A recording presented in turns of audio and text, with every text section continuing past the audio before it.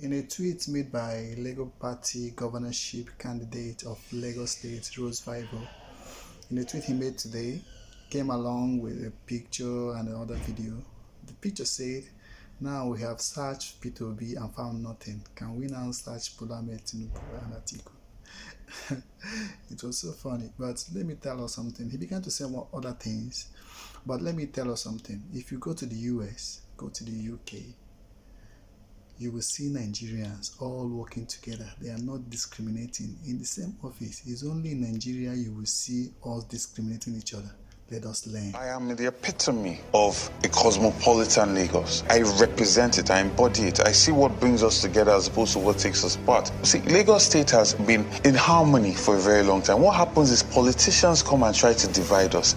And I always say to people, let us be wary of a politician or politicians that only remember that they are Yoruba when it's time for politics. When Fulani herdsmen were making incursions into Oyo and into different parts of the southwest, and people like Sunday Igboho stood up, people like Rotimi Akeredolu stood up, a lot of the politicians in Lagos were quiet. They played politics with it. They were quiet. When it was time for Amotekun, they were quiet. So many interests of the Yoruba people, they were quiet because they wanted an alliance with the North, right? So they put their political interests above the interests of their people. And then all of a sudden, it's time for politics, and they're reminding you that this person does not speak Yoruba, this person. With the Yoruba that they've been speaking, when they fired at young people at Lekki Toll Gate, did they separate the Yoruba, Igbo, or Hausa? All the Agberos on the streets that are wasting their lives, young men that are getting on drugs and have been multiplying for years, do they go and meet the ones that are Yoruba and tell them, come, we'll give you rehabilitation, or we're going to get you off the streets, we're going to ensure that you're a more productive member of society? Are you implying that the politicians fired at the protesters? I will say, from what the army has said, Governor Sanwo-Olu invited them in and gave the order.